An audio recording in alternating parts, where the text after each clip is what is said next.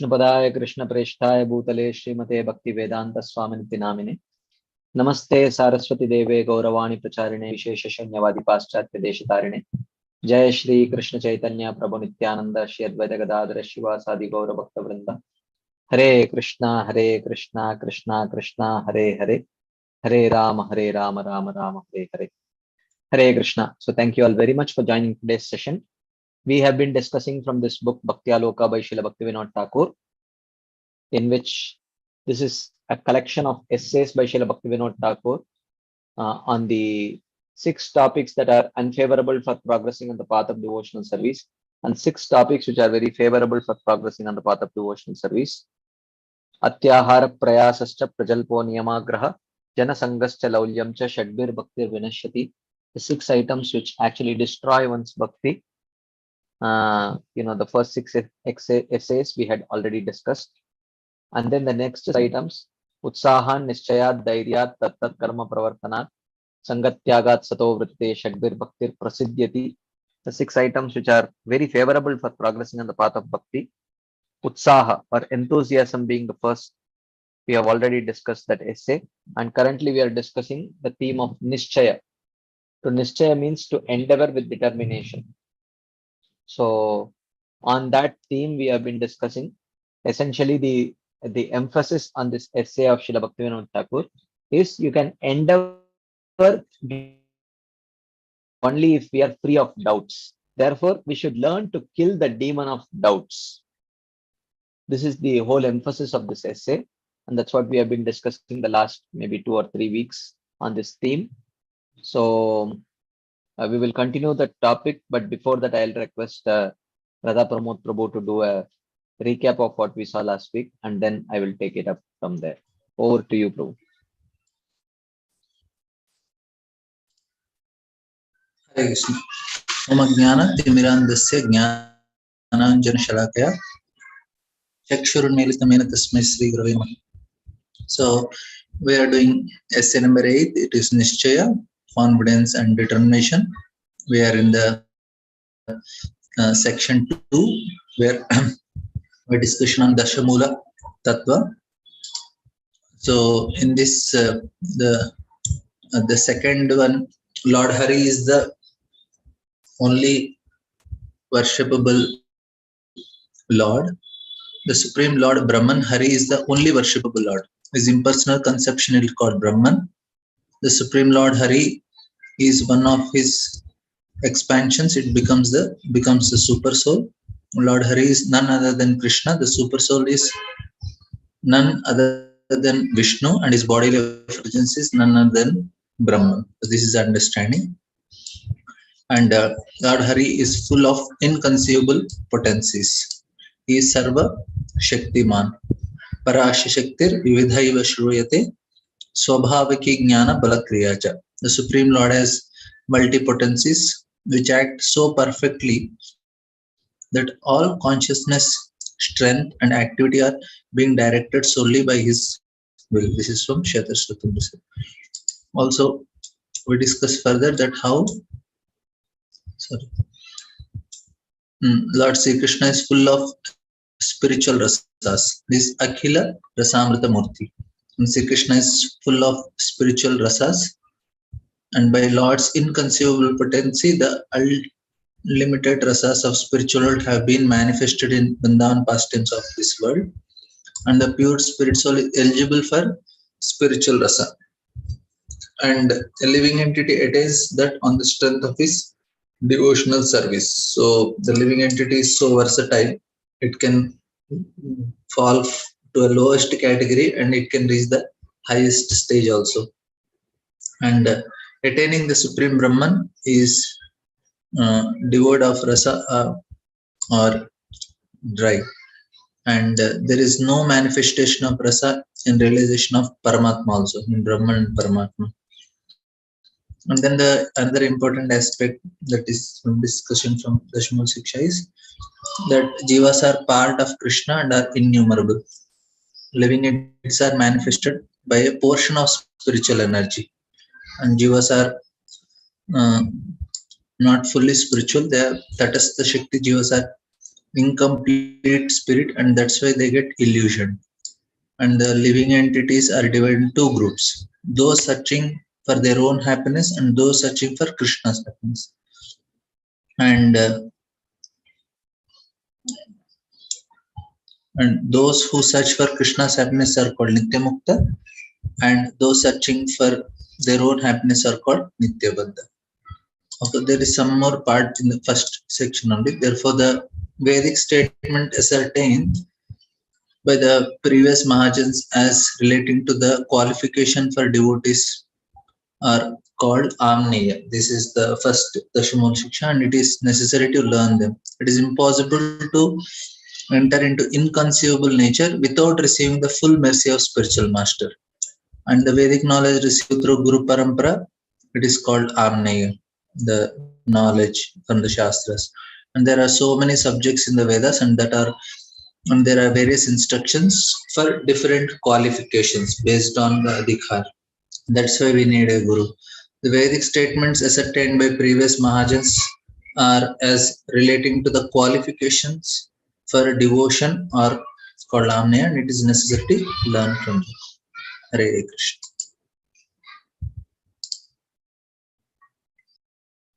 Hare Krishna. Thank you, Prabhu. Thank you very much. So we will continue our discussion from where we left. I will do a small, not exactly a recap, but some added points based on what we have been discussing, just to connect the dots, that's all. So we have been discussing on this theme of Nishchaya, just to, because last we met was 15 days back, because last week due to some other program we had to cancel our session. So I will do a very quick bird's eye view of what we have been discussing. So Nishchaya means confidence, or endeavoring with confidence or determination.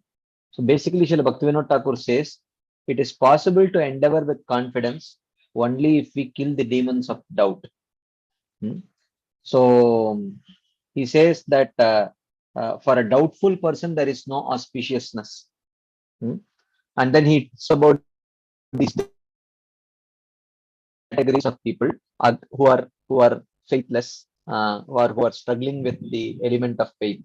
Agyascha ashraddhadanascha samshayatma vinashyati nayam lokosti naparo nasvam samshayatmanah.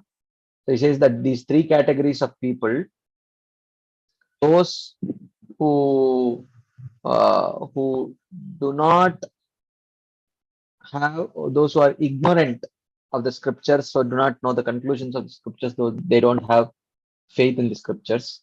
The second category are those who have a very theoretical understanding of what is there in the scriptures, but they don't have faith that it needs to be applied in their lives, a very academic understanding. But the third and the most problematic category are they who have in bhakti, but that faith has been shaken by unfavorable experiences. So basically, we were discussing that these are the cynical insiders because of unfavorable experiences within the category of bhakti, because they were not properly nourished and taken care, either personally or emotionally or philosophically or devotionally. So therefore, due to bad experiences, they have developed they have developed doubts in the process. So such people, because they lack the alternate faith, because their faith in material pursuits and material enjoyment has also been broken. But at the same time, their devotional experience is not pleasant enough for them to trust devotees, the process completely. So such people get suffocated and they suffer a lot. So we were on this theme, we were discussing the importance of being very conscious that our actions may be the cause of someone becoming a cynical insider, then it's a very, very big disservice to the mission of Srila Prabhupada actually. It is the greatest disservice if our actions and our behavior lead to people becoming cynical insiders. We should, as far as possible, act in ways that will nourish the faith of the other person. So, and enhance their confidence in the process of bhakti rather than create doubts. Because if one develops doubts, then one will not progress with confidence. So we were discussing on this theme, right? So then we did discuss that that in order to be doubtless, one has to develop faith which is properly based on the Shastric conclusions. One has to develop faith which is properly grounded in Shastric conclusions. So basically, Chaitanya Mahaprabhu mentions that the Vedic scriptures speak about three prominent subject matters: Sambandha, Abhideya, and Prayojan. And this Sambandha, Abhideya, and Prayojan can be divided into essentially 10 essential truths, which is called as Dashamula Tattva. So these of the 10 essential truths, the first truth is that what is the pramana? What is the evidence? Okay, especially to understand transcendental subject matter, we understand that Pratyaksha Praman and Anumana Praman are insufficient or incapable of especially understanding subject matter which is transcendental to the material senses and material mind, which is spiritual essentially. So the only possible pramana or evidence is the Vedic scriptures. So this is the first essential truth. So the most reliable source of knowledge is are the Vedas, and the Vedas speak about 9 essential conclusions, which are accepted by all the Vaishnava Sampradayas, understand and accept these 9 essential truths, of which 7 talk about Sambandha, 1 talks about Abhideya, and another 1 talks about the Prayojan. So, of the Sambandha Tattvas, 3 are about Tattva, 3 of the Tattvas are about the Supreme Lord, Absolute Truth, 3 are about the Jiva Tattva, and 1 is about the Achinta Beda Bed, connection between the Lord and his energies. So these are the 7 Sambandha Tattvas. And the 8th, which is the Abhideya Tattva, is Bhakti is the means of attaining the goal. And the final 10th, the last Tattva is the Prayojana Tattva, that the goal of life is Krishna Prem. This is what the Shastras speak about. So, so then, Sambandha Tattvas which are related to the absolute truth are: the supreme absolute truth is Krishna. That is the first Sambandha Tattva. And the second Sambandha Tattva is that Krishna is Sarva Shaktiman. He is omnipotent. He has all the potencies. And the third of the Sambandha Tattva is that he is not just Sarva Shaktiman, but he is also Akhila Rasamrita Murti. He is actually a reservoir of all transcendental emotions or relationships. He can perfectly reciprocate with every single living entity in a particular rasa, which completely satisfies the heart of that living entity. So these are the 3 Sambandha Tattvas which relate with respect to the Supreme Lord. And with respect to the Jivatmas, the Sambandha Tattva is that the living entities, Jivatmas, are his separated part and parcels. And then the 6th is that there are some Jivatmas, due to their constitutional position as marginal living entities, they may come under the influence of material energy. So that is so the Nitya Baddha Jivatmas are the sixth. And then the seventh is there are some other, due to their marginal potency, they come under the influence of they may come under the influence of I'm sorry.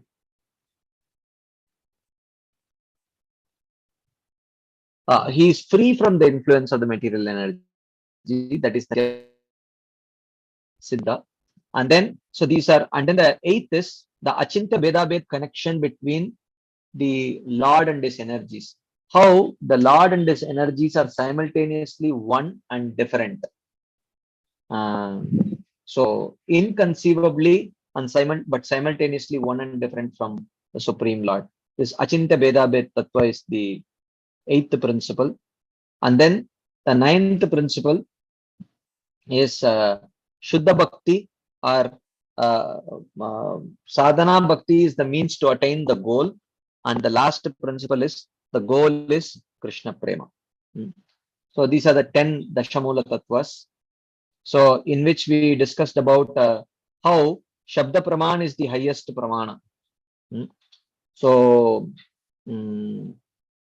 he says that there are many types of Pramanas, Prasha, Anuman, and Pratyaksha Praman, Anuman Praman, and Shabda Praman. And then there are other such subcategory Pramanas are there. But of the three, Shabda Praman is the topmost Pramana. Because in order to conceive transcendental subject matters with ordinary Pratyaksha Praman using the material senses and Anuman Praman using the material mind and intelligence, it is not possible to conceive. So therefore, inconceivable natures cannot be known without self-realization. So only when we reach the stage of self-realization, then we can know. Know means know through personal experience. We can know transcendental subject. But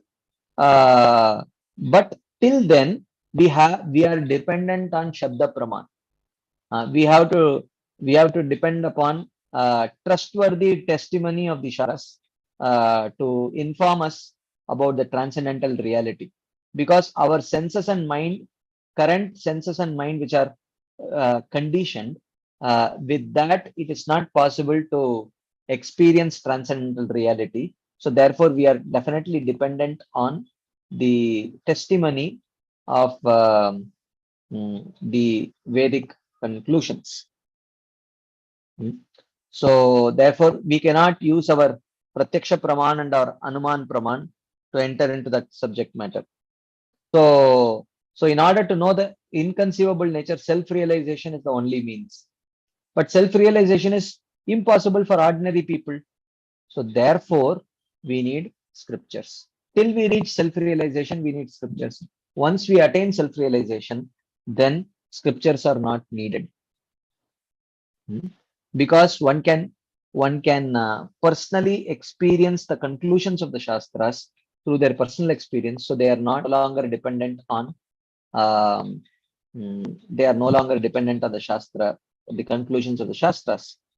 That is why in Bhakti Rasam Sindhu Srila Rupa Goswami says, Vaida Bhakti Adhikari tu Bhava Avirbhavana Avadi Atra Shastram Tatatarkam Anukulam Apekshate. He says that for Vaidhi sadhakas, till reach the stage of bhava, they should consider as very favorable the statements of the Shastras. They should try to see everything through the eyes of the Shastras, and it is considered very favorable for them till they reach the stage of bhava. Once they reach the stage of bhava, which is the self-realization, then they are no longer dependent on seeing through the scriptures, because they can directly see through their spiritualized senses and mind and intelligence, like that. So But because self-realization is almost impossible for ordinary people, the scriptures gave the Vedas. In Chaitanya Charitamrita, it is mentioned, Maya Mugdha Nahi Swata Krishna Gyan Jivera Kripai Kaila Krishna Veda Puran. So how Krishna saw the conditioned state and the suffering state of the living entities, and he gave the Vedas and Puranas like that. So in this we discussed that how that Jada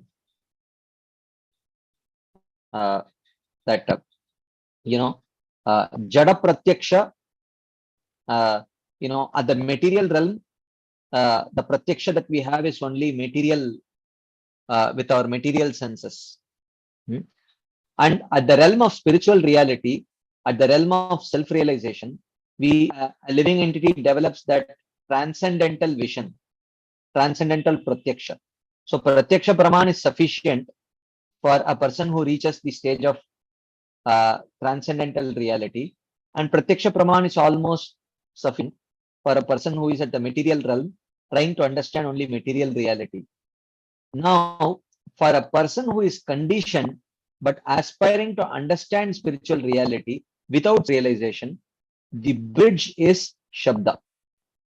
So till he reaches self-realization, he is dependent on Shabda. But once he reaches the stage of self-realization, he has already developed transcendental sense.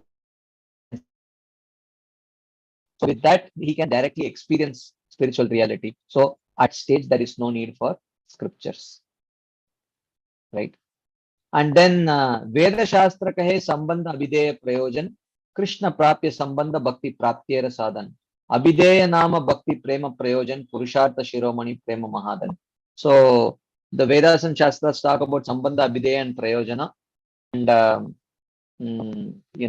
sambandha is one's relationship with Krishna, and abhideya is the means of attaining Krishna prema, which is sadhana bhakti, that is the abhideya, and prema is the prayojan or the goal.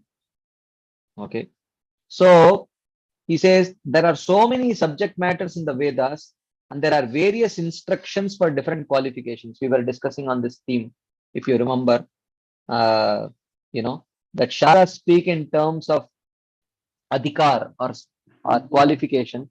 So different kinds of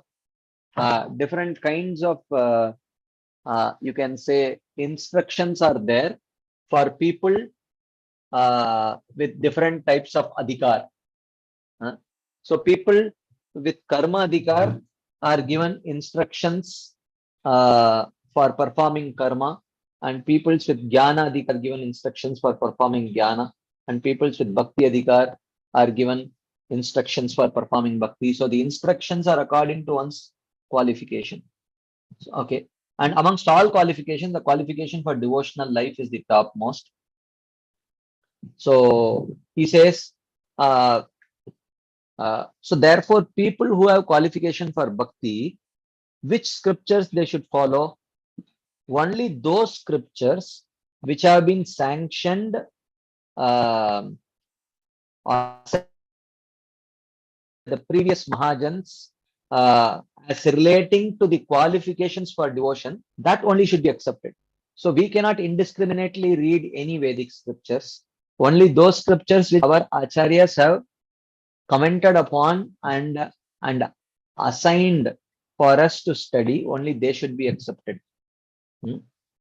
So we cannot, without the mercy of the spiritual master, we cannot individually try to enter into the realm of inconceivable nature. And then he explains that how in Chaitanya Charitamrita he describes that through a parable. He explains that don't go in the eastern direction, don't go in the southern direction, don't go in the northern direction, don't go in the western direction, you will not get. But if you little bit dig in the eastern direction, you will immediately get that treasure that your father has left behind. So the treasure is prema, and the southern, northern, and the eastern directions, and the western directions, they talk about karma, jnana, and yoga. and the eastern direction is the direction of Bhakti, where through Bhakti you can easily attain the Prema Mahadan, and to approach Karma Jnana or Yoga, one will never even come closer to Prema, like that. So, so when a person desires spiritual perfection, hears the conclusions regarding the soul from the spiritual master, then his heart becomes pure and he proceeds towards the lotus feet of Krishna, like that. So therefore one should consider, so therefore the Shastras ultimate pramana, and amongst the Shastras, one should follow only those Shastras which have been ascertained by our Acharyas as being relevant for practitioners of devotional service. And especially one's own Sampradaya Acharyas, whatever books they have suggested, only those books should be accepted. And the rest of the books are either not meant for cultivating devotional service or not meant for cultivating the particular mood of devotional service which our Acharyas and Sri Chaitanya Mahaprabhu have come to give. So we should not be indiscriminate in reading and accepting any Shastras and any scriptures. We should very clearly accept only scriptures our Acharyas have recommended, our own Gaudiya Vaishnava Acharyas have recommended. So this was about the first Dashamula Tattva. The second Dashamula Tattva about the Supreme Lord Hari is about the absolute truth, is that the absolute truth is a person, and that person is Lord Hari. It is not Lord Brahma, it is not Lord Shiva, it is none of the demigods. That absolute truth is a person, and that person is Lord Hari or Lord Krishna. Okay. So, and the impersonal aspect, the bodily effulgence of that absolute truth Krishna is the Brahman feature. Yasya prabha prabhavato jagadanda koti svasheshu vasudadi vibhuti binnam tad brahma nishkalam anantam ashesha bhutam govindamadi purusham tamaham bhajami. So the bodily effulgence of that Supreme Personality of Godhead Hari is Brahman, and his the expansion of that Supreme Lord, super soul present in everyone's heart, that is Paramatma, and yeah, that is the Paramatma feature. So, and we understand that Brahman, Paramatma and Bhagavan are the same personality, but perceived with different levels of devotional short-sightedness. When someone is severely devotionally short-sighted, then he sees the absolute truth, or he perceives the absolute truth as Brahman, as an impersonal entity having no qualities, no form, no etc. But when one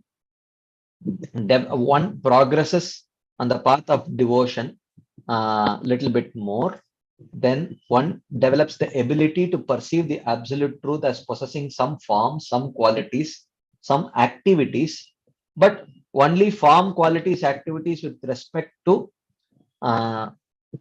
maintaining and helping with the functioning of this material universe.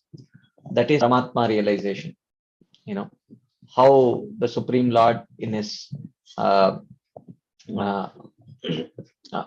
Garbhodaka Sai Vishnu, Shirodaka Sai Vishnu, and Karanodaka Sai Vishnu forms, how they are engaged in taking care of the material universe's functioning. So that is actually Paramatma realization. Because they are not devotionally sufficiently endowed, they lack the sufficient Sukriti, they cannot actually see that the Supreme Lord is also a person. He has personal choice, he has personal devotee. He likes to interact with them, he likes to enjoy personal pastimes with them. So for them to conceive of these things is very difficult, because they lack sufficient Sukriti to see the Supreme Lord as this kind of a person. actually.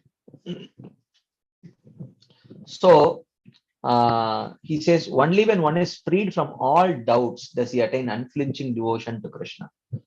So, like that. So, and only such a person will worship the Bhagavan feature of the Lord.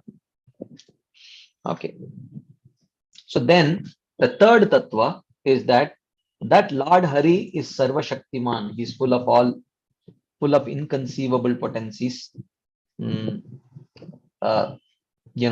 All kinds of contradictory potencies are also present in the Supreme Personality of Godhead.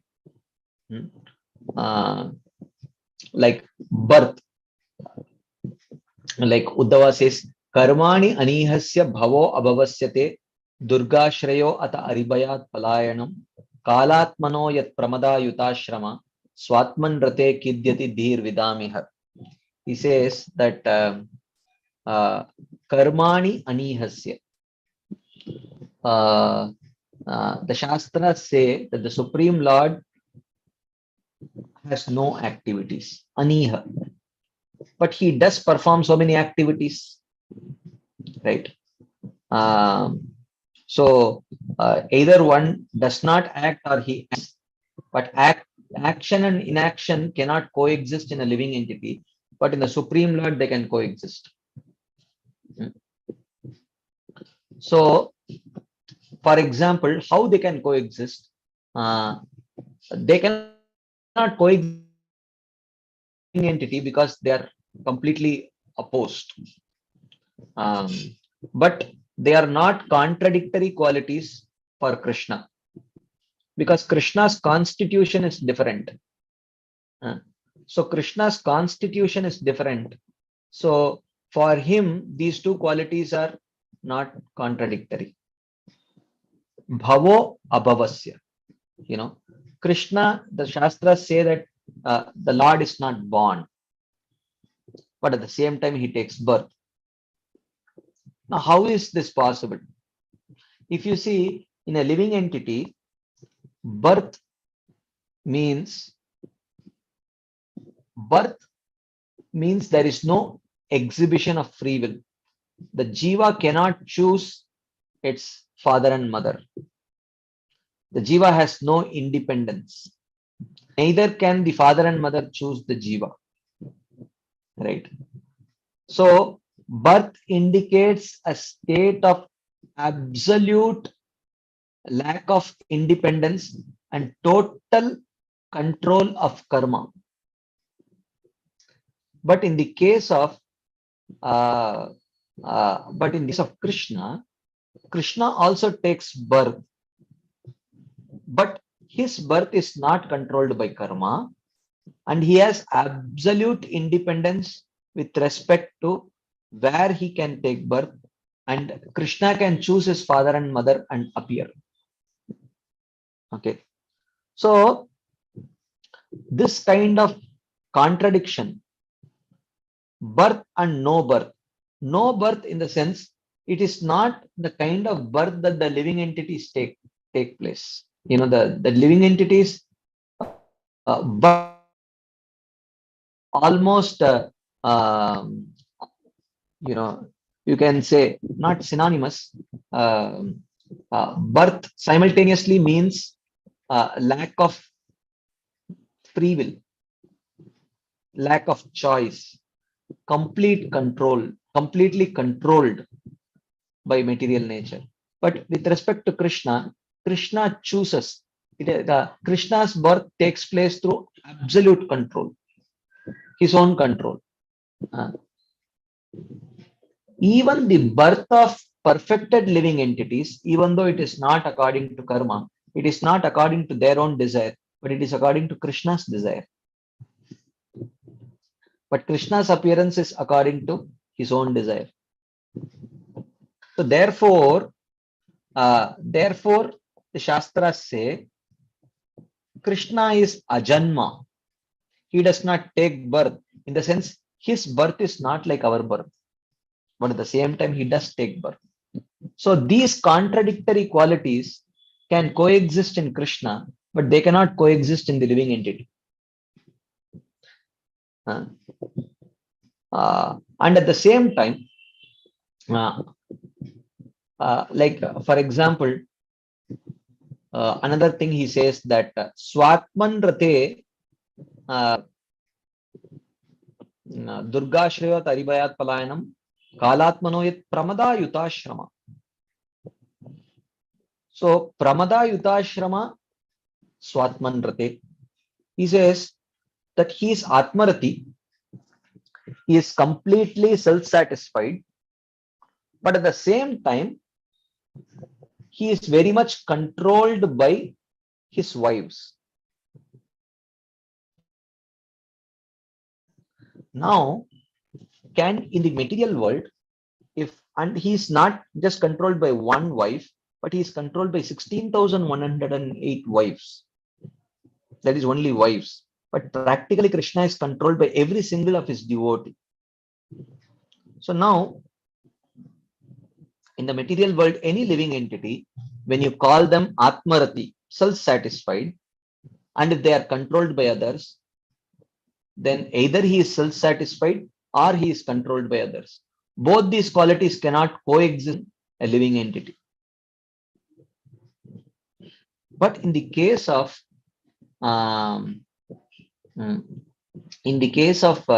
Krishna,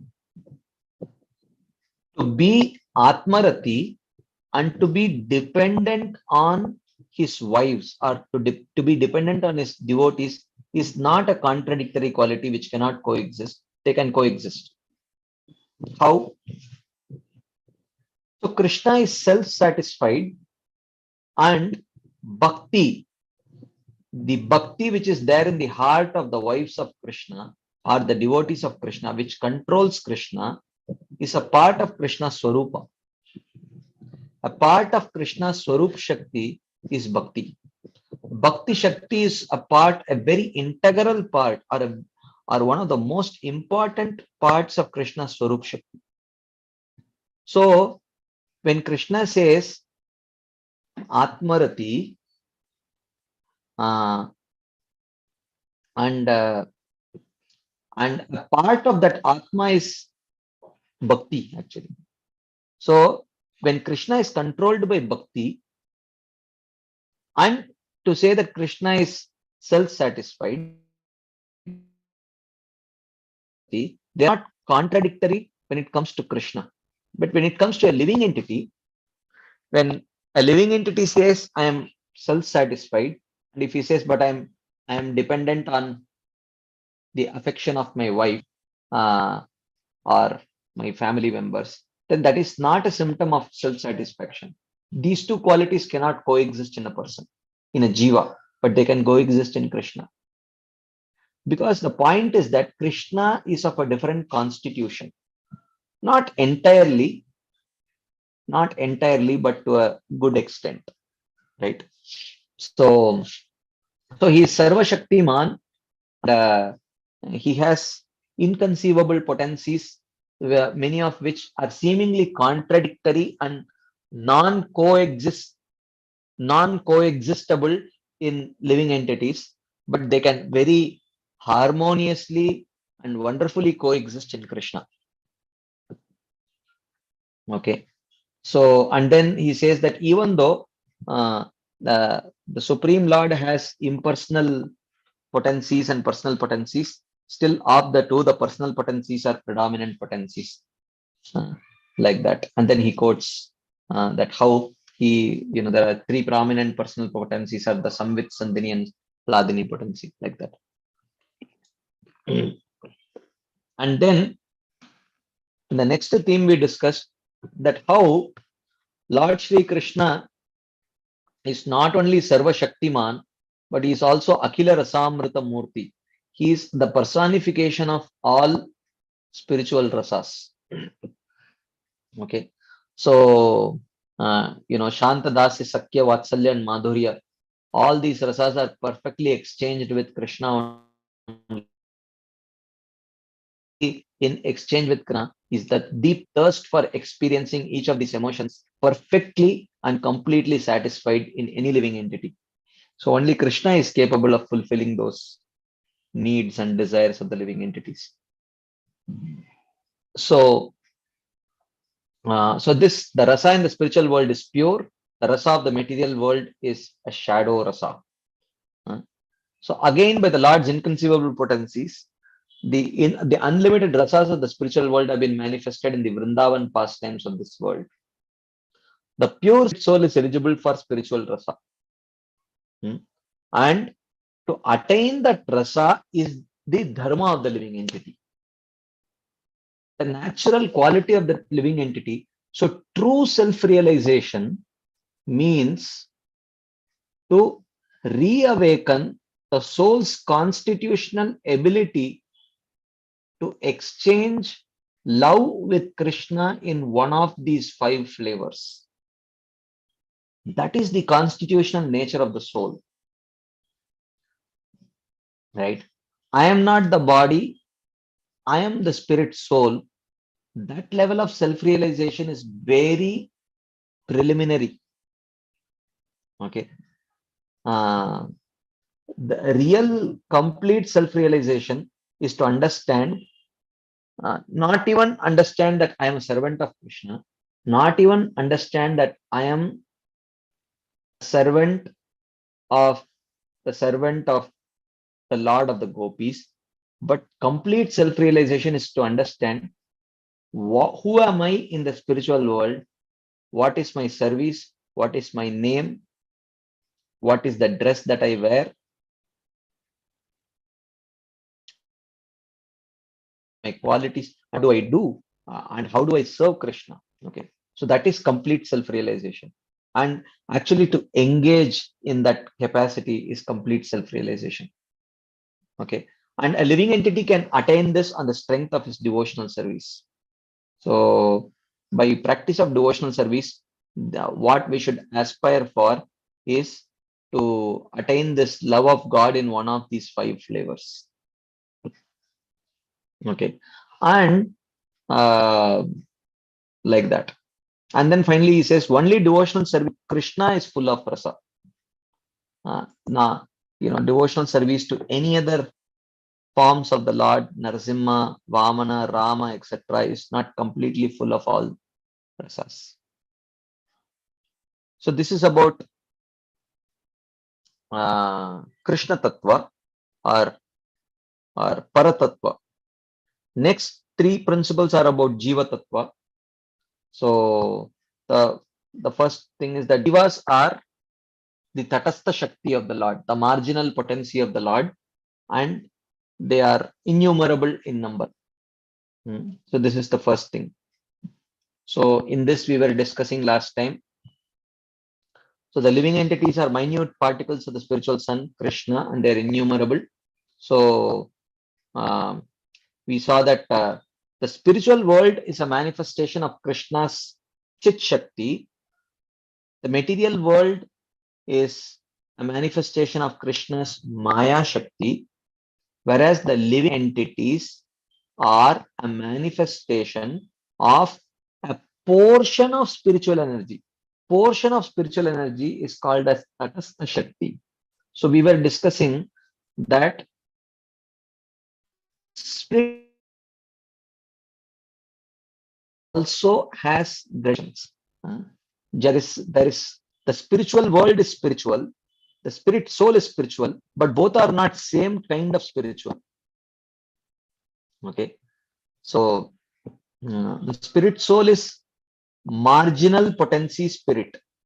The spiritual world is complete spiritual potency. So that spiritual potency can never come under the influence of, whereas marginal spirit can come under the influence of Maya. Okay, or at least can come under the, not exactly the influence, but can get bewildered by Maya. So he says Krishna's spiritual form has all qualities in full, and those qualities are naturally present in the living entities in minute quantity, like that.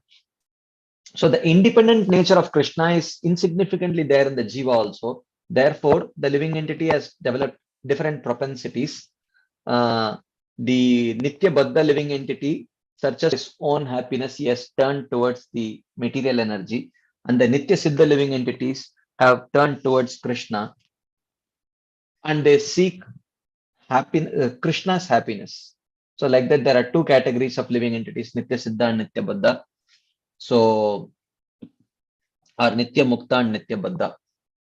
So he says, in this regard, all inconceivable natures are under the subordination of spiritual time. This is a very important point. We will get to this understanding in our next section. I think this is where we paused. This is where last time we have to continue this discussion further. Because we had a 15-day break, I took liberty to give a little elaborate recap of what we have seen in this section of Nishchaya. But at this point, I will pause to see if there are any quick discussion points, comments, questions based on what we have discussed in the last couple of weeks and whatever I have summarized till now. If there is any quick discussion points, we will take it right now and then proceed forward with today's discussion. Okay, there is one hand up. Hari Prasad Prabhu. Hare Krishna Prabhu. Dandat. Prabhuji, in one of the lectures, I think you gave in Chowpati, where you are speaking that Srishti Leela is easier to understand than the Vrindavan Leela, something like that. So where you tell that for the Srishti Leela, we don't need any rasa.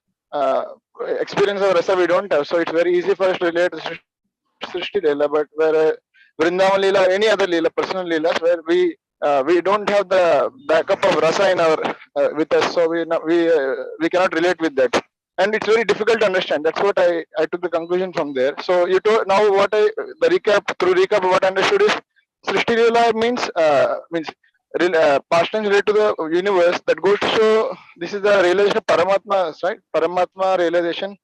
That's what you mentioned today. So is it that you're trying to mention there also? Are we trying to? Is it? Yes, bro. Yes, bro. Please. What I'm trying to ask is it that we are supposed to meditate more on Paramatma? More people of Paramatma Vadis, how they go, we have to follow them first, so that then slowly we get entrance into Vrindavan Leela? Or is it that something you are telling other thing apart from this, Prabhuji? Well, to realize the Paramatma, one need not follow the path of yoga, and that is one way. But whatever can be achieved by the path of yoga or karma or jnana can be achieved by bhakti only. What I mentioned was that we cannot directly jump to the personal leela. One has to gradually, in a respectful way, approach the Srishti Leela also, and because Srishti Leela gives us the understanding of the Lord's Aishwarya. So, and when we have a proper understanding of the Lord's Aishwarya, then with the right mood, we will approach the Madhurya of the Supreme Lord. Otherwise, we will take the Madhurya Leela, or Madhurya in the sense not conjugal, but the sweet Leela, to be very deep. So, in that sense, so I did not say that one has to practice yoga to realize Paramatma and then practice bhakti to understand Bhagavan, not in that sense. But as and when the Srishti Leela is described in the Bhagavatam and other such literatures, one should approach those subject matters with due diligence and due respect, and not consider that, oh, these are just some non-essential details like that. In that mood I was mentioning. Is that relevant, Harisatru? Yes, sir. Thank you very much. Okay. Tiffany Mataji. Hare Krishna, Prabhuji, Dandavat Pranam. Thank you so much for the recap after, like you said, we had that break. I really appreciate that. I think it's a small question. I just a moment ago when you were talking about the marginal energy, you made a distinction, and I want to kind of ask what that distinction was about. When you were talking about the marginal energy, you began to say that the marginal energy comes under the influence of Maya, but then you refined it and changed it to bewilderment. Yeah. And I was just So, wondering, yeah, okay. so what I meant was that the jiva has nothing to do with matter.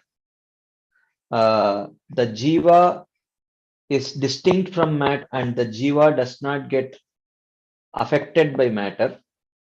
But under the influence of the ignorance, the jiva can start identifying with matter and undergo all kinds of turmoil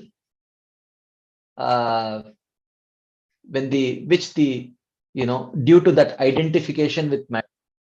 Even though jiva has nothing to do with matter, but because of the ignorance of Maya, ignorance potency of Maya, the jiva can identify with matter, and when matter transforms, the jiva can undergo emotional turmoil and transformations due to that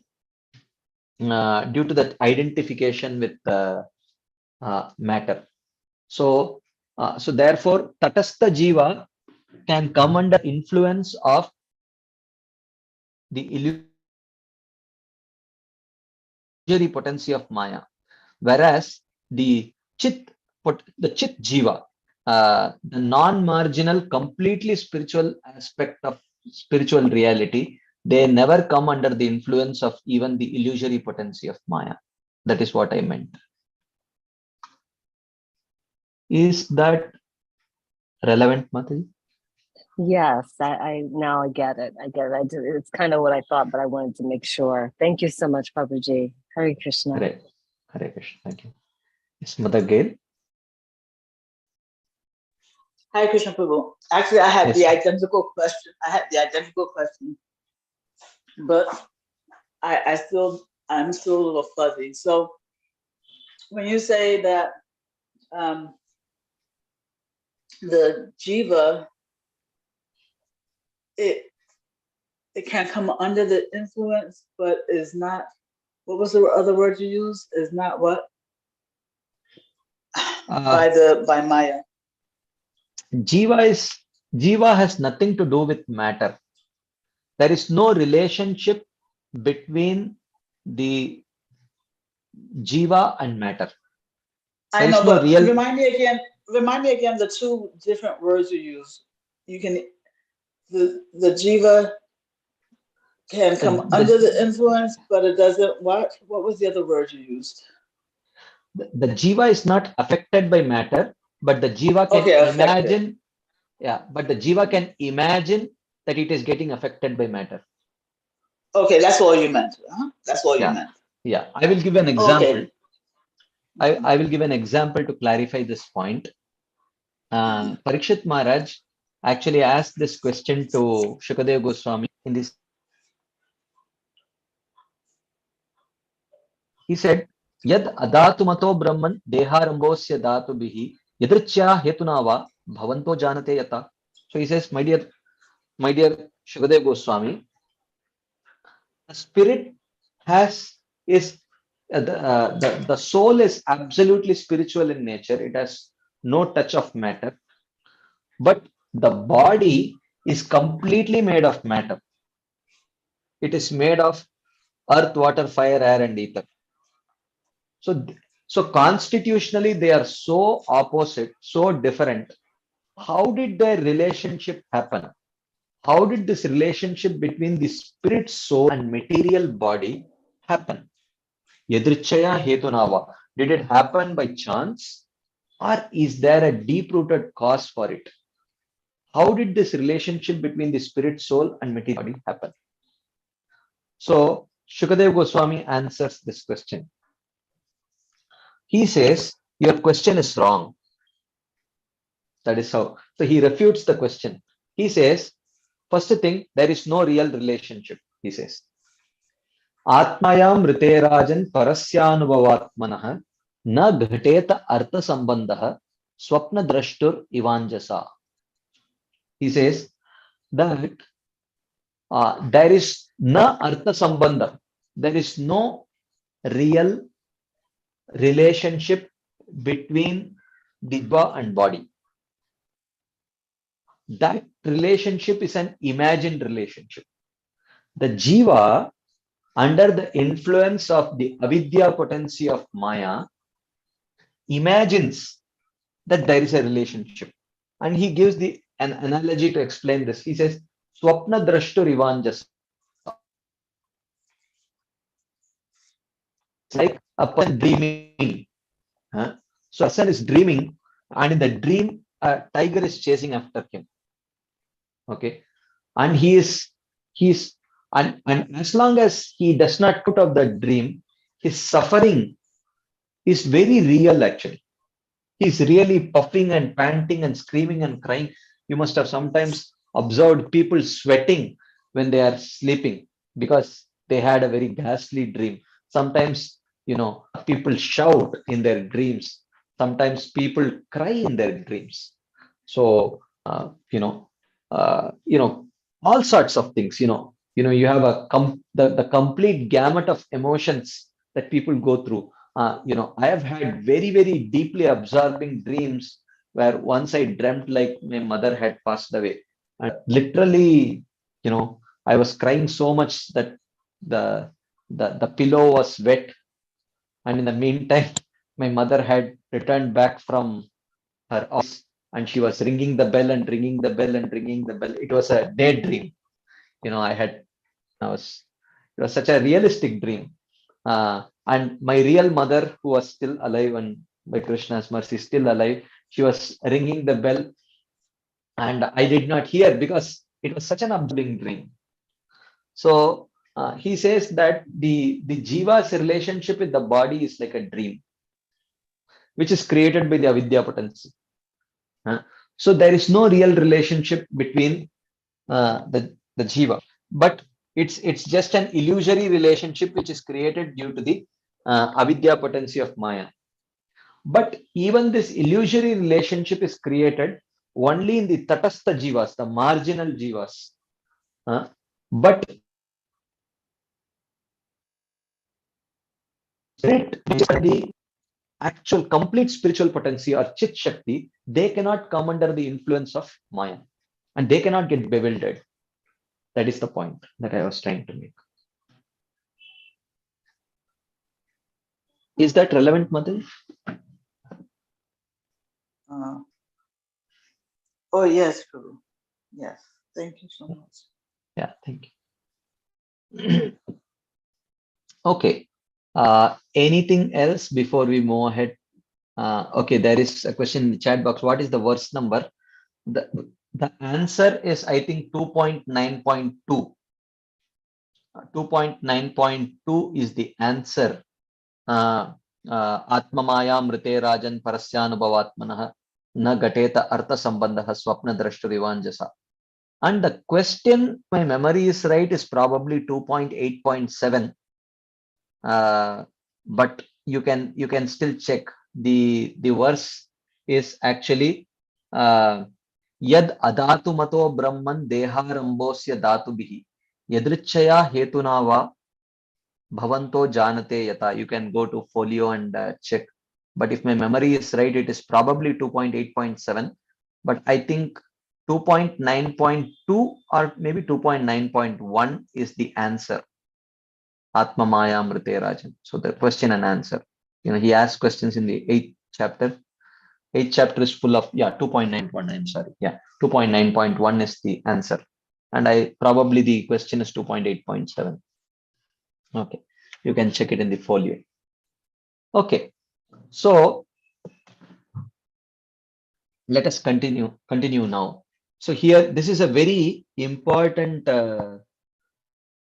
statement. I want you to almost like memorize this statement because we have to sort of evaluate Understand this. This is a very pivotal statement. Don't skip this statement. Please read it carefully. In this regard, all inconceivable natures are under the subordination of spiritual time. Okay. We have an experience of material time. Okay. We have an experience of material time. What is the nature of material time? What is the nature of material time? The nature of material time is there is past and there is experience of past. There is present and there is experience of present. There is future and there is experience of future. What else is the experience of time? Material time destroys. Material time destroys. Just give me a second.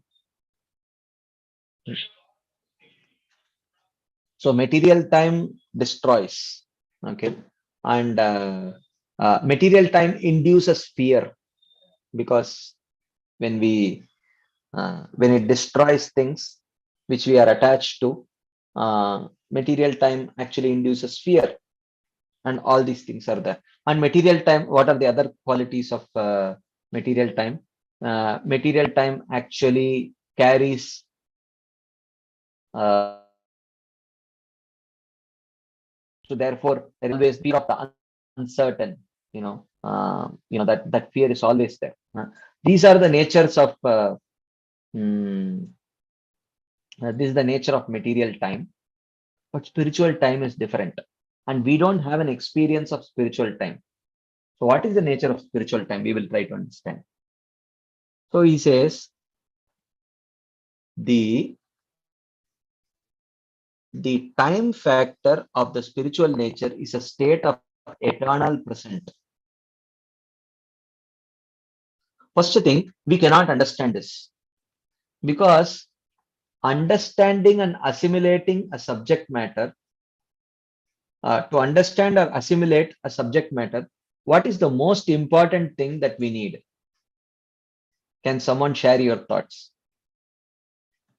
When can we understand and assimilate a subject matter? What is the most important prerequisite for understanding and experience? Yeah, the answer is right. Two devotees immediately answered. Experience. Experience is the most important critical ingredient to understand and assimilate a subject matter. If we have not experienced something, we cannot understand it. Okay. You see, in the spiritual world, there is night, there is day, there is afternoon, there is morning, afternoon, night, everything. But it is a state of eternal present. Well, this is inconceivable, because in the material time it's not. It is a state where there is coexistence of past, present, and future, and that is what here it is mentioned. But in the inferior illusory energy, there are three states of existence: past, present, and future. Now, naturally, one may ask, what does it mean that it is a state of eternal present? Well, I can only say I don't know, because I have not experienced it. I cannot tell. So this slide is very, very critical slide. You have to please listen to this slide very clearly, and I will explain in what relevance he is described. So whatever considerations arise in this regard, if related with the spiritual time factor, then no doubts will remain. But if seen otherwise, then doubts will remain. So which means one has to understand that any subject matter within the realm of spiritual time, if you try to resolve it within the realm of material time, it will lead to doubts because you will not be able to resolve it. For example, he gives a very, very powerful example. He says, why did a pure spirit soul search for its own happiness? How many of you have this question? This is a natural question, right? How many of you have this question? Why did the pure spirit soul search for its own happiness? This is the classic Jiva fall down question. Hey, if I am a pure spirit, why did I search for my own happiness? Anyone has this question? No one has this question? Can please raise your hands if you have this question. Only 2 devotees, 3 devotees have raised their hands. Okay, gradually more people are raising their hands. Thank you. So the point is, he says, if one puts forward such a question, then doubts arising from the material time factor will manifest. Okay.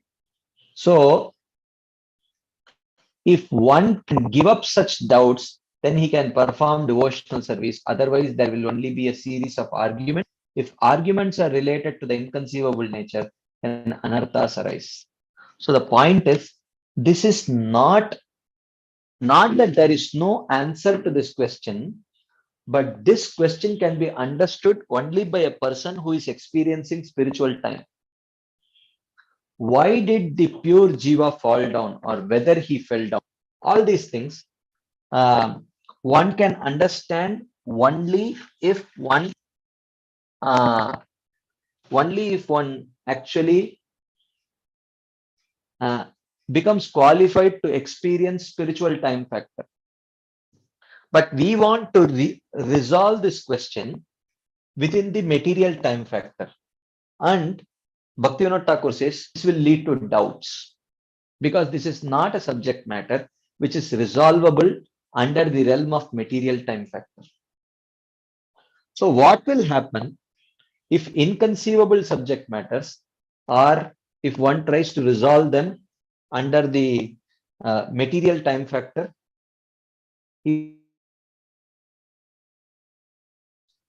Okay, then doubts will lead to arguments. How many of you have observed people arguing about this subject matter, about Jiva fall down? Various people presenting various arguments, and there is a lot of arguments back and forth, back and forth, back and forth. How many of you have? So 200 years back, Srila Bhaktivinoda Thakur has predicted this. Not 200 years, less than that. He says that this is a subject matter that can be resolved when one reaches the stage of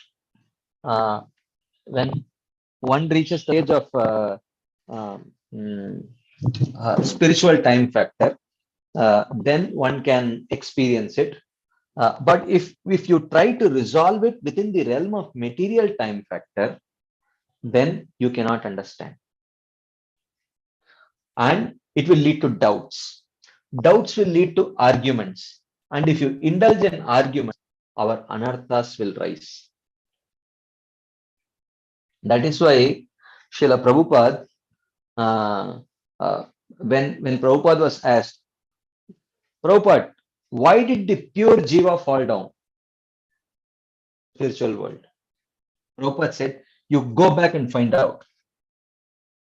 So it may seem like, many times I thought, oh, is Prabhupada just avoiding this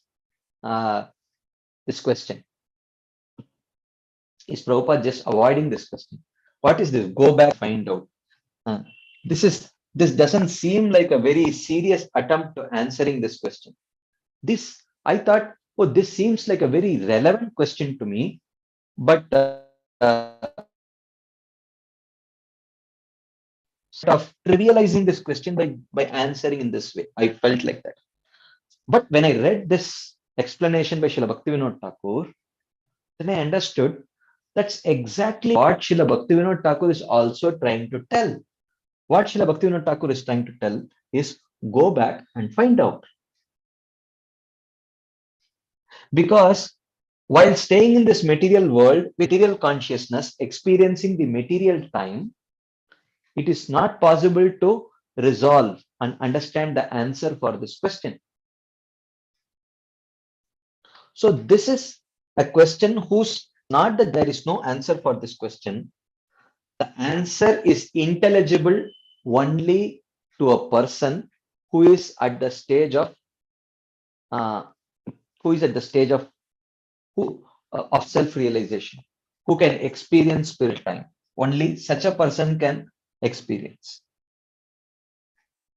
So now, this is not something which is very difficult to understand in one sense, because there are so many subject matters in this world which can be understood with some biological maturity. For example, if there is a 3-year-old or 4-year-old boy, and if you try to explain to him male-female attraction, conjugal attraction between male and female, he just cannot understand because he lacks the biological maturity to understand the subject matter. So it's not that there is no reasonable explanation, but why do attracted to females? Now the boy has no experience of that. That question itself makes no sense to him because he lacks that experience.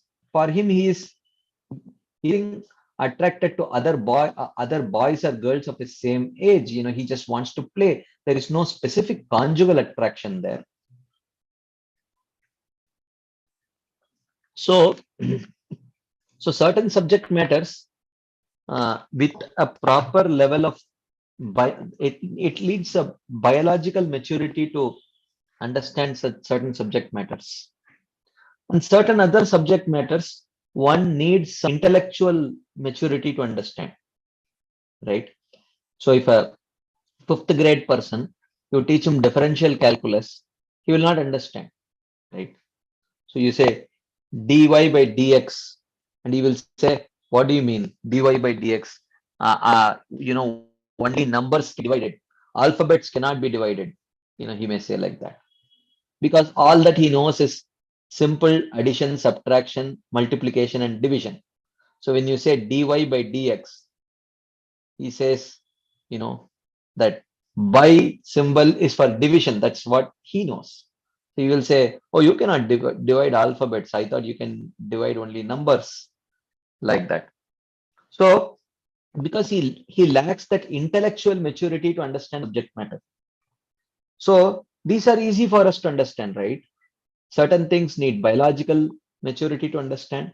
Certain things need intellectual maturity to understand. Similarly, certain things need devotional maturity to understand.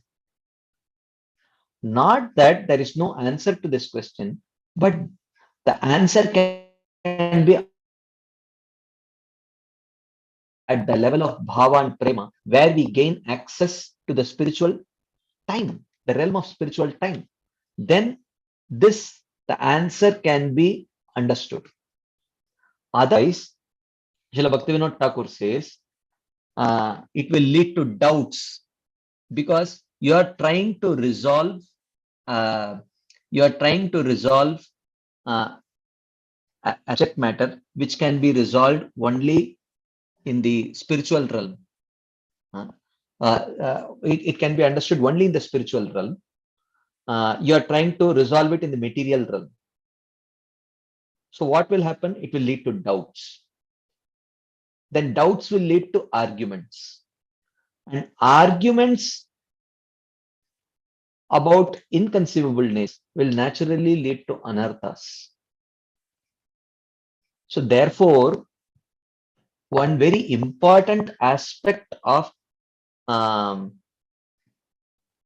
progressing with confidence is to resolve doubts And to resolve doubts, one should know what subject matter be understood at what level of spiritual maturity.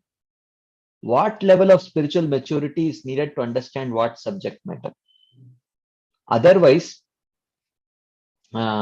if we prematurely try to understand certain subject matters, become qualified to understand it, then it will naturally lead to doubts. Doubts will lead to arguments, and arguments will lead to anarthas, and anarthas will ruin our spiritual life. So, so therefore, not that everything achintya.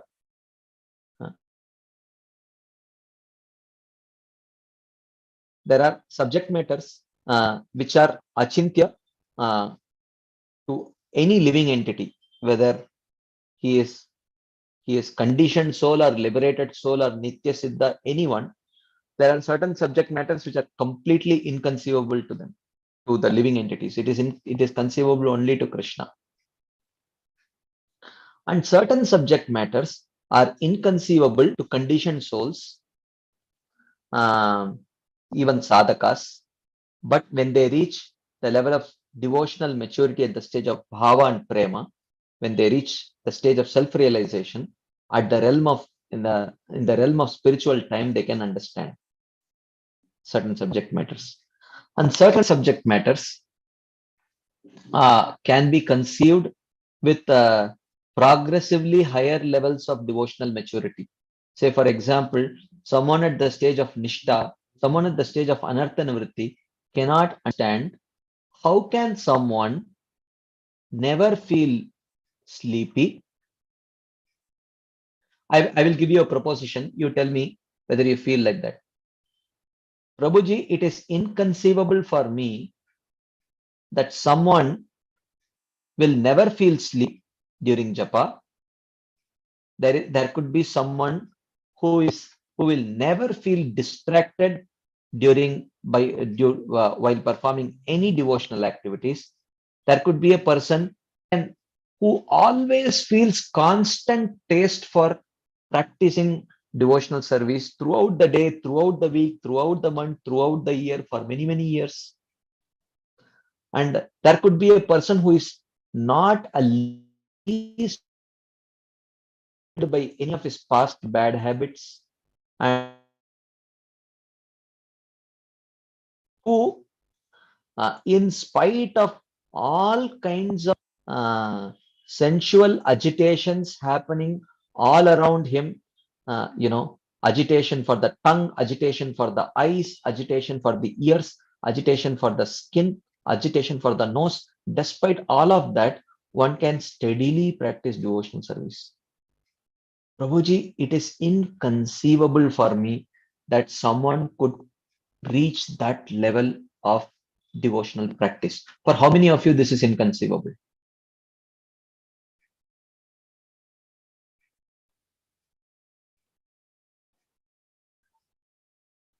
Slowly, more and more people are raising their hands. Is it conceivable for you that someone could, practice such steady devotional service? Actually, for a person at the stage of Nishta, this is absolutely conceivable because he himself is able to do it. He himself is able to do it. For a person at the stage of Nishta, this is absolutely conceivable. But for a person at the stage of Anartha Nivritti, this is not at all conceivable. But for a person at the stage of Nishta, what is experienced by a person at the stage of Asakti is inconceivable. But for a person at the stage of Asakti, it is very much conceivable. So therefore, it is very important to know what is conceivable at what stage of our devotional development. So therefore, we have to understand the subject, and I'm very glad Srila Bhaktivinoda Thakur, of all the various subject matters that he could have chosen, he chose this subject matter of Jiva fall down, and nails it down so beautifully here. And by telling that, well, one may ask question, why did the pure spirit soul search for its own happiness and come to this material world? He says, is there an answer to this? Bhaktivinoda Thakur says, absolutely yes, there is an answer to this. What is the answer? Bhaktivinoda Thakur says, what is your qualification? Can you experience spiritual time? Are you self-realized? Bhaktivinoda Thakur, if your answer is no, then Bhaktivinoda Thakur says, well, I can tell you the answer, but it will not be understandable to you, because only a person who is experiencing spiritual time can relate to the answer. So what do we understand? Yes, thank you, I agree. So doubts need not be resolved. See, one way of resolving doubts is to get intelligible answers. But another way of resolving doubts is to understand that at my level of devotional maturity, I cannot comprehend the answer, right? We have resolved many such doubts in our own lives, right? So someone, when a 5th grade student looks at this dy by dx and all those things, and he comes and asks, hey, what is this? Why are they trying to divide alphabets here? You tell that boy that, look, this is higher level mathematics. You will not be able to understand it right now. Then you will be able to understand. What boy say? Okay, fine, thank you. So we do resolve many of our doubts this way. The boy did have the doubts. The boy did have the doubt that how can you divide alphabets? When explained that you can't understand it right now, you have to wait for 5 more years. And when you go grade by grade and develop higher and higher levels of mathematics, when you reach the 11th grade, you will be able to understand it. So he no longer has that doubt. So not for every question we need to have an answer. There are some for which we are not qualified to understand the answer right now. So as long as we understand that at this stage I cannot understand the answer, then that is a very viable way of resolving doubts. We can still so here Bhaktivinoda Thakur has not answered that question. But hasn't he resolved the doubt? Will you ever in future carry this doubt in your practice of devotional service? So therefore this is very important, that one needs to understand and learn that we need not have an answer for every question to resolve doubts. There will be certain questions which will be unresolvable at our level of devotional maturity. When we understand that, okay, it needs a higher level of devotional maturity to resolve this doubt, it should be good enough for us, and we should be able to progress further or practice our devotional with determination and confidence. Okay. Any quick discussion points, comments, questions, anything anyone would like to share? Ask.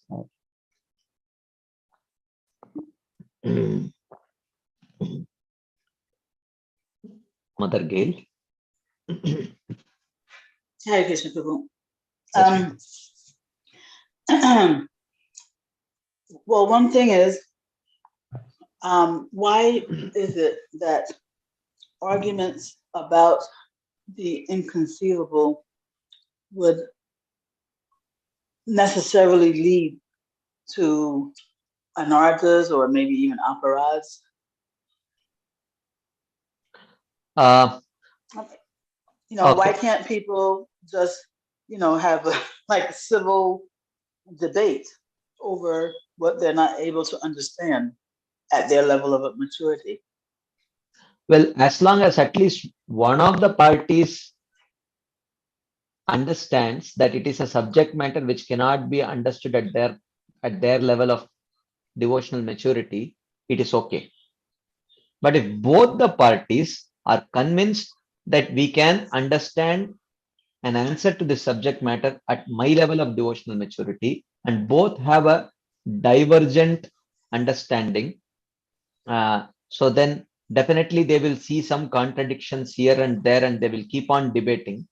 But unfortunately, it cannot be resolved at at their level of devotional maturity. So naturally, it will lead to at some point it may lead to some unpleasantness, and it may lead to some it can potentially lead to,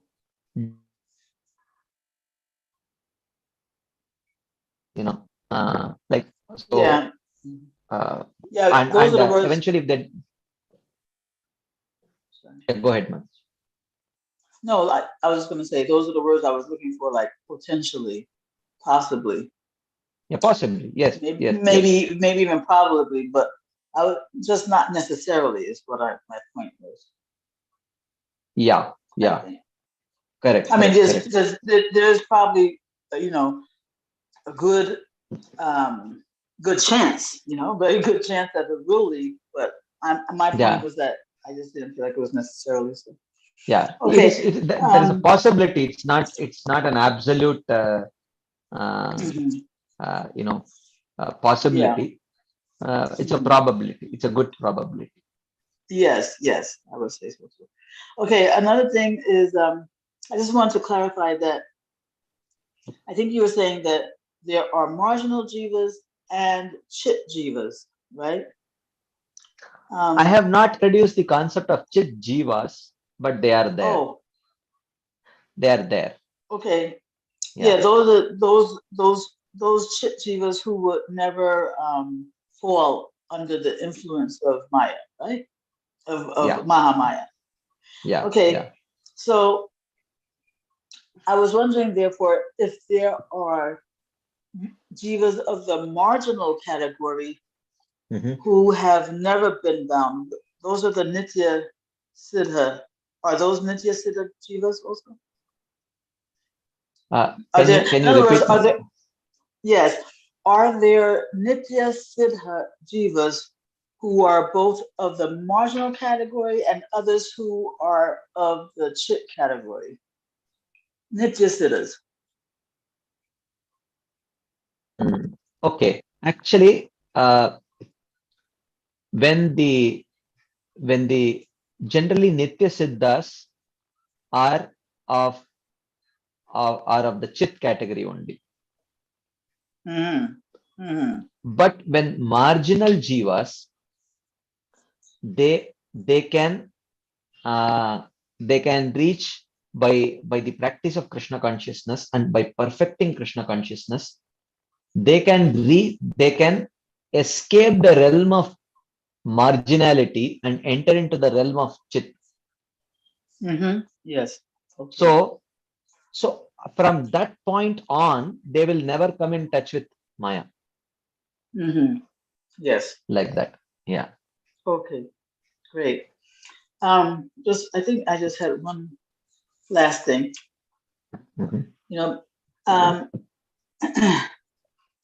It's probably a little tangential also, but you were saying that certain things can be understood only with devotional maturity. And so I was wondering if this popular debate between whether bhakti is inherited or inherent, do you think that falls under that category of needing devotional maturity, or can that actually be explained at our level? Because I do have one understanding that that I'm satisfied with, but I just wonder if you would consider that to be under this category.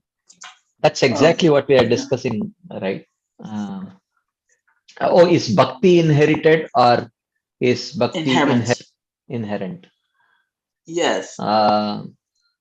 Does that fall under the we need devotional maturity to understand this? Because there's such a debate, So if it's such a big debate, within our community.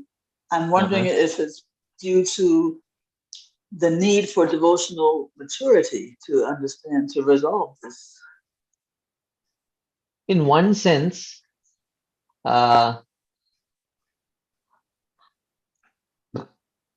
it does need some level of devotional maturity to resolve the apparent contradictions.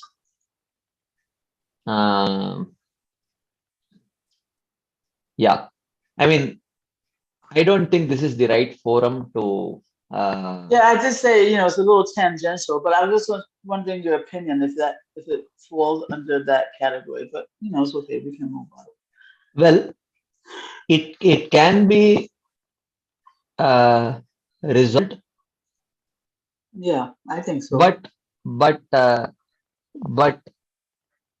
one needs some level of devotional maturity to certain not the level of, one need not be sort of self-realized, but certainly one needs some level of devotional maturity to deal with contradictions, to apparent contradictions, and not immediately jump into conclusions, and are willing to sit and peacefully evaluate, contemplate, read what the Purvacharyas have given, the previous Acharyas have given, and with the firm faith that that the Acharyas will not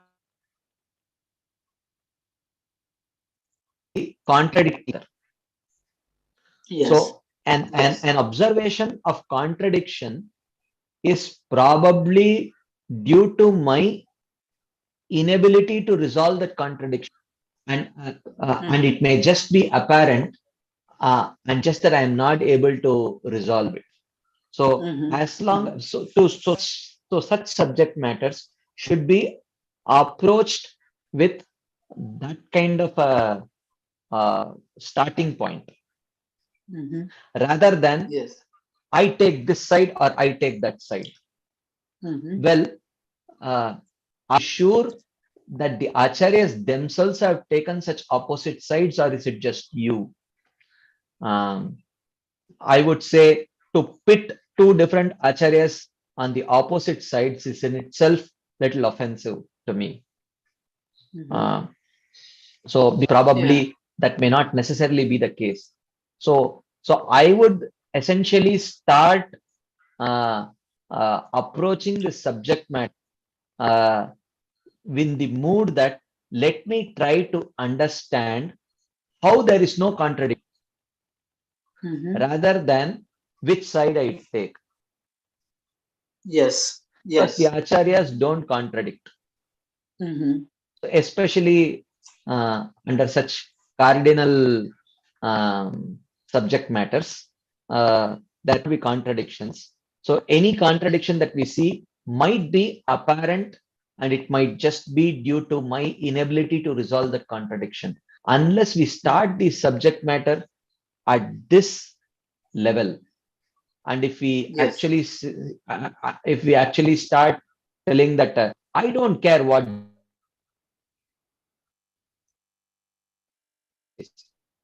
this is one extreme, I'm just telling how these arguments may go.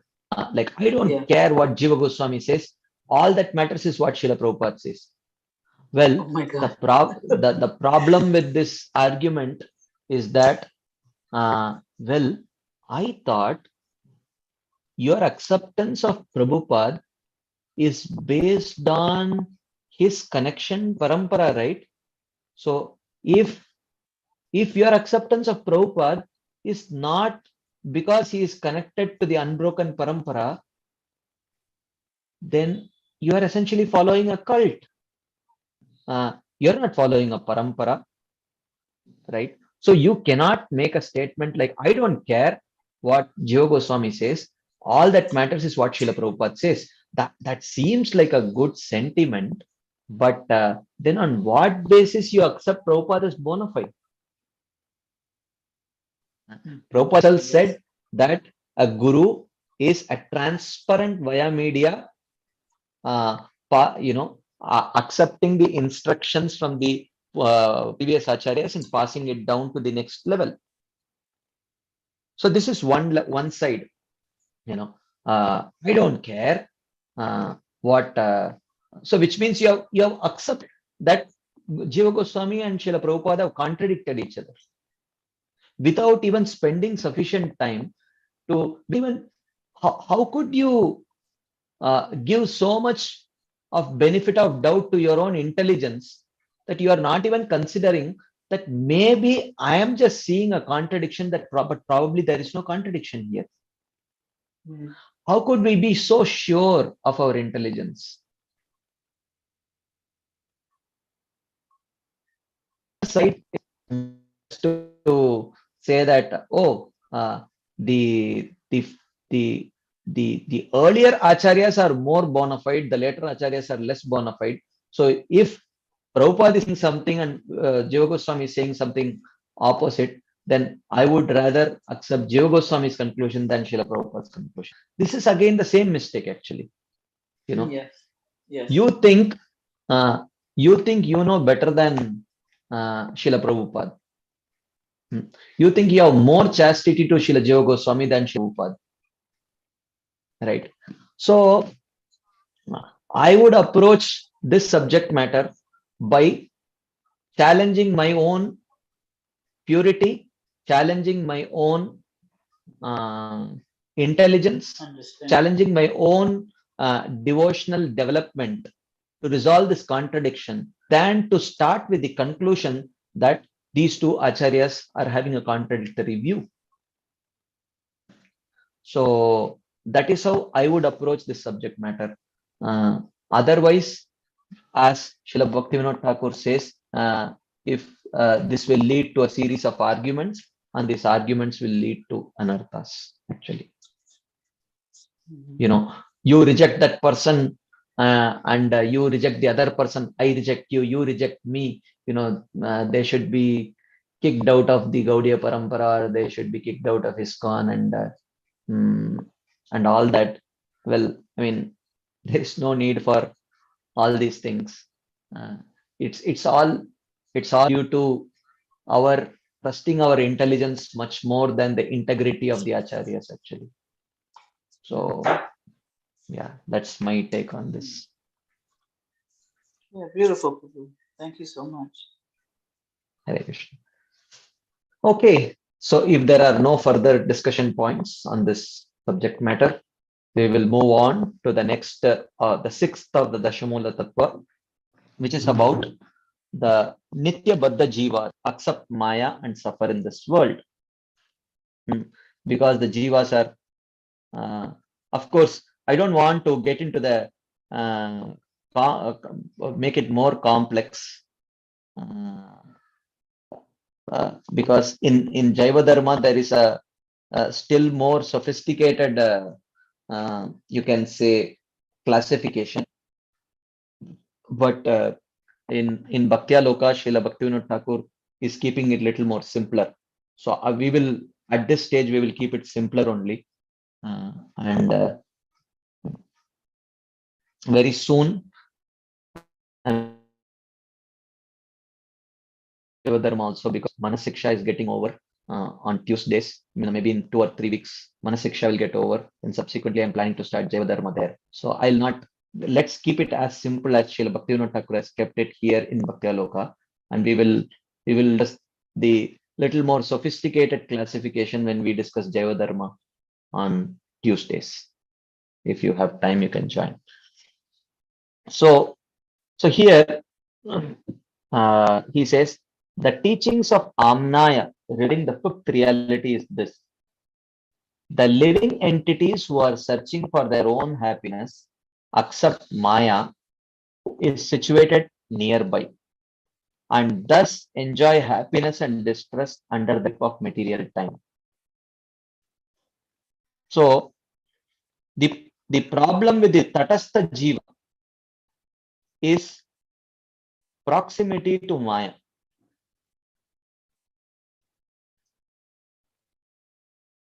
Okay, so the problem with this Tatastha Jiva is proximity to Maya. So they can look this way or they can look this way. But in the realm of Chit Shakti, Maya is, they don't see Maya only. They don't see Maya only. There is no proximity to Maya in the realm of Chit Shakti. Okay. So, therefore, the first stage is Isha Petasya. When the living entity turns his face away from Krishna.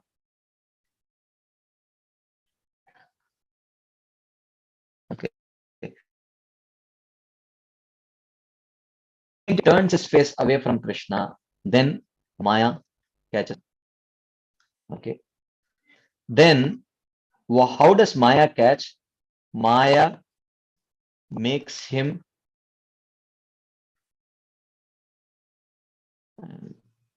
I'm sorry, because I am a male, I think in terms of male, so I always say male, him, him, him. So I don't have any gender bias, so please don't get me wrong. So because I am a male, I think in terms of male, so I say him. Probably if I was a female, I would have mentioned her. So yeah, so he says that, and it makes. Let me take a new gender. Maya makes it identify with body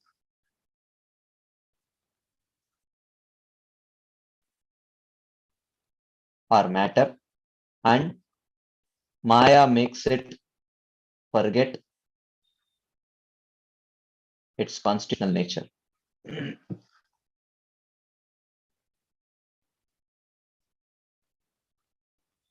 Okay, and then the jiva suffers duality and samsara. Okay, so this is the state of a nitya baddha jiva, eternally bound soul. Karma is nothing but a blind wheel created by Maya. Those who have not contacted Maya have no connection with karma. Those who have never contacted Maya have no connection. The entities who are searching for their own pleasure receive from the wheel of Maya gross and subtle bodies as a means to enjoy. So those who are looking for their own pleasure, they receive gross body and a subtle body to experience pleasure from the agency of Maya. This blind wheel is found in unlimited forms, but just as it was easy for a living entity to enter, it will be easy to leave at the time of liberation. Okay, provided the person practices bhakti. Okay, blind wheel is found in unlimited forms, but just as it was easy for a living entity to enter, it will be easy to leave at the time of liberation. When he becomes qualified for liberation, it will be easy to leave it. Okay. The living entities who are under the blind wheel of Maya are called as Nitya Baddha. Any quick discussion points, comments, questions on this theme?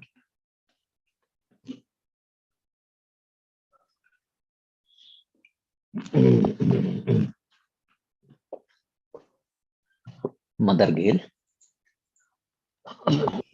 Yeah, when you say this blind wheel, this is blind wheel refers to the material bodies or karma? Because blind wheel in unlimited forms, I don't know. Yeah. Here it refers to body only. Yeah, so how is it that a body is referred to as a wheel? It's body. Yeah. Yeah, I mean to say, what's the correlation between a body and a wheel? Well, within a body, there is a cycle, right? Growth, till death, there is a cycle. So, and then the next body, and then like that.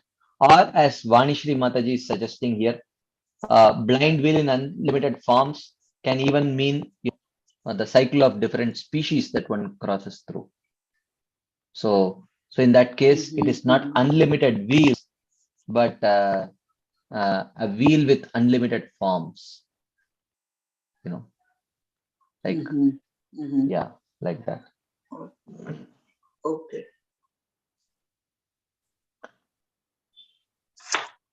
Okay. So if there are no further discussion points or questions, we will move on to the next principle about the Nitya Muktas. About the Nitya Muktas. The Nitya Mukta Jiva is free of the influence of material nature. So is free of the influence of material nature. So he says, in this regard, the word Nitya is applied in regard to material time. Okay. So this is a very important, we may just read this statement and go to the next statement.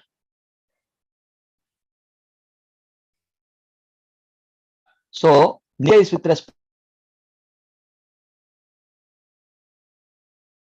Read the next statement.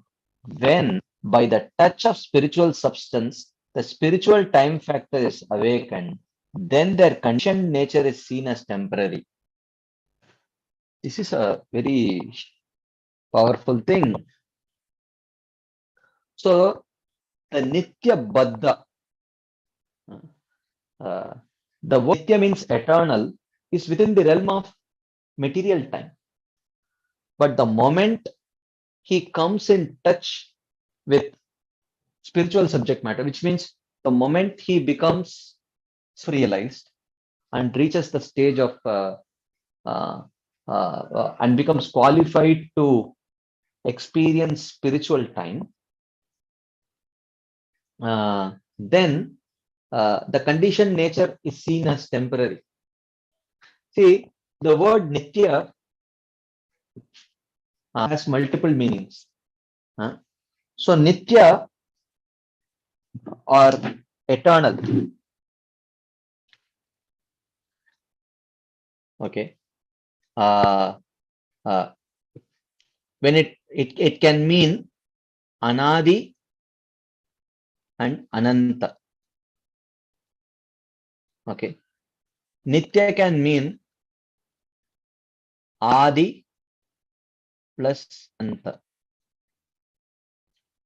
Or Nitya can mean Anadi but Anta. Okay. So when you talk about Anadi and Ananta, without any beginning, without any end, or eternal, Nitya means eternal. When the word Nitya, eternal in terms of no beginning and no end, it refers to things like the soul. The soul is never created and it can never be destroyed. It is eternally manifest and present. Sometimes the word eternal or Nitya is used in this context. So sometimes the word Nitya is used or meaning eternal is used in terms of this bondage.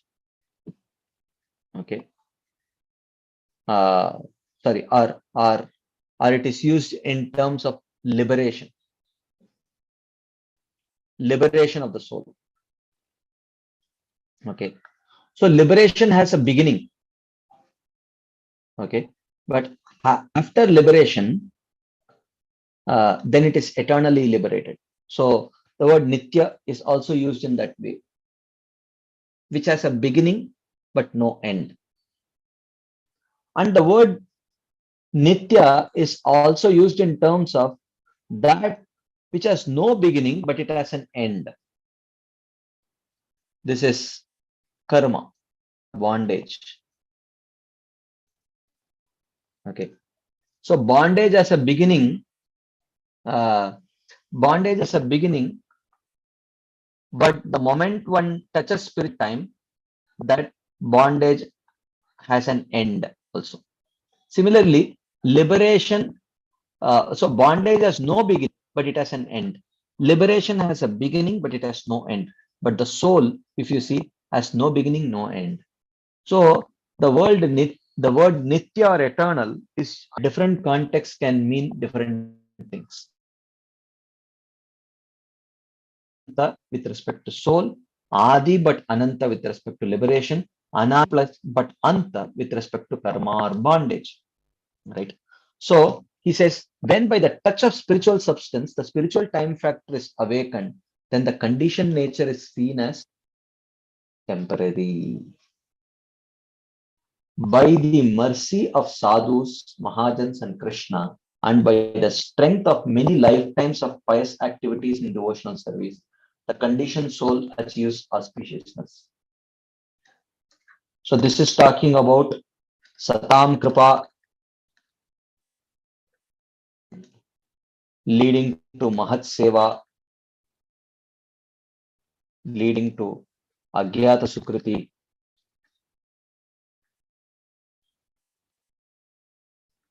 leading to Shraddha in Bhakti. Okay. He says, by the mercy of the sadhus, Satam Kripa, Mahajans and Krishna, and by the strength of many lifetimes of activities in devotional service, which is Satam Kripa leading to Mahat Seva, which is leading to Agyata Sukriti, many lifetimes, again it is mentioned here. It leads the conditioned souls achieves auspiciousness. That auspiciousness is actually Shraddha and Bhakti. Okay. As stated in Chaitanya Charitamrit Madhya Leela Srimad Bhagavatam, it is mentioned, Kona bhagya karo samsara kshayon mukha hai, sadhu sange tabe krishne rati upajay.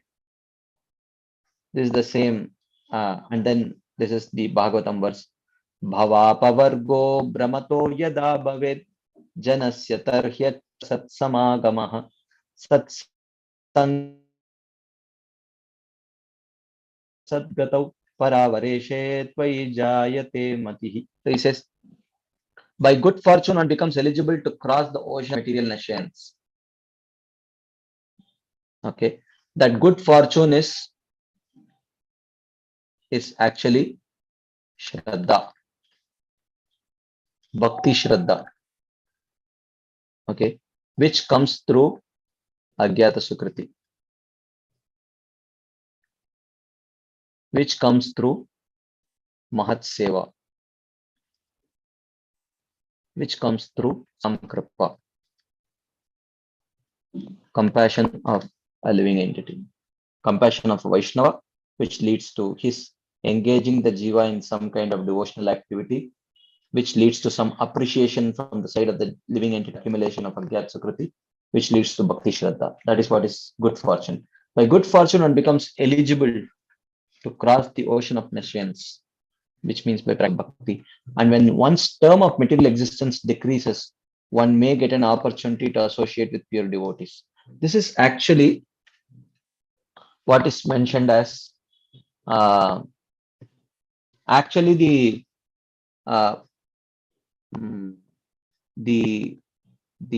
sequence is actually Sadhu Sangha leading to Rati, leading to end of samsara. Okay, but here he says, here the this is the actual order. But in Bhagavatam and in Chaitanya Charitamrita, in this particular, this is Muchakunda's prayers in the 10th canto. He says, the order is end of samsara leads to sadhu sangha, leads to rati. Now, why this kind of an order is given, the acharyas explain.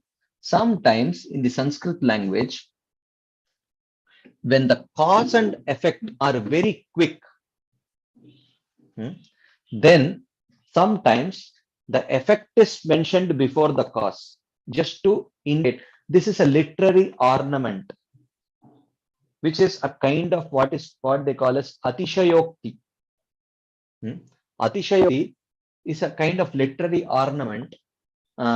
In this, it's one kind of atishayokti is where when as soon as the cause manifests immediately without much loss of time, when the effect also manifests, then that is called as then what they do is mention the effect and then say from the effect comes the cause, as if you can't really understand whether the effect is first or the cause is first.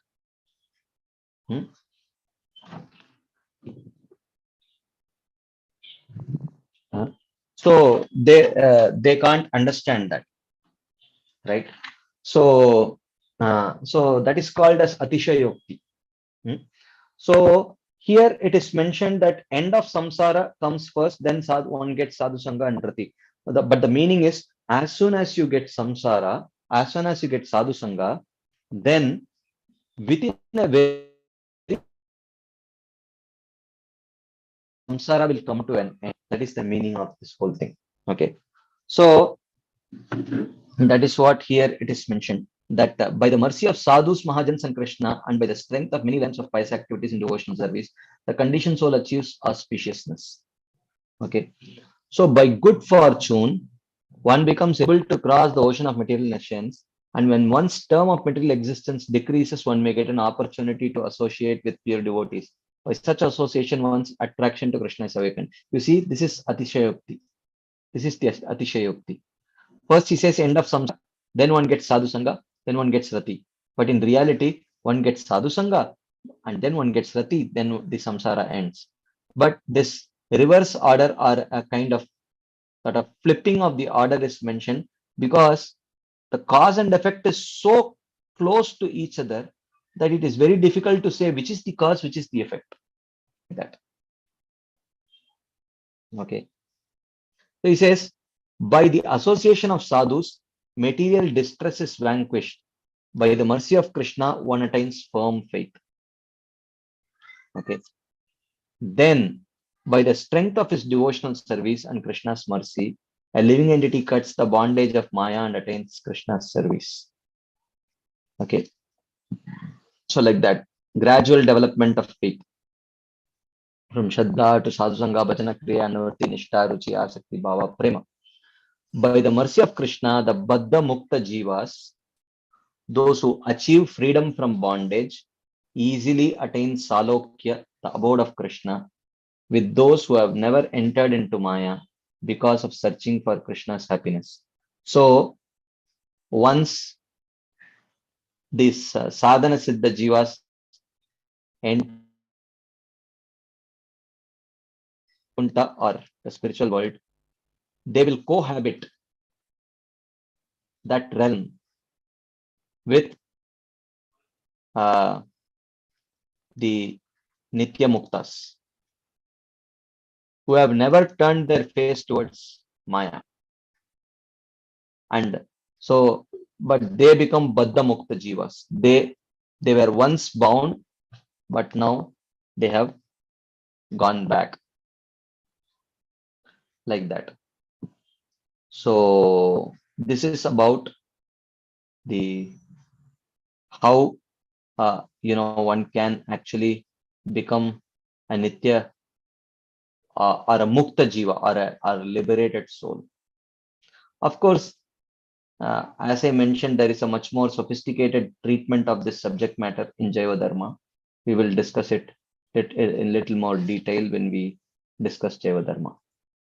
But as of now, I will pause here. If there are any questions on this topic, we will take next time, because it's already, we are 3 minutes over time. So I don't wish that devotees go to bed late. So we will pause here. But thank you all very much for your patient listening and your enthusiastic participation. Hope to have your association next week also. So thank you very much. Srila Prabhupada ki jai. Srila Bhaktivinoda Thakur ki jai. Shri Bhakti Aloka ki jai. Hare Krishna. Thank you very much.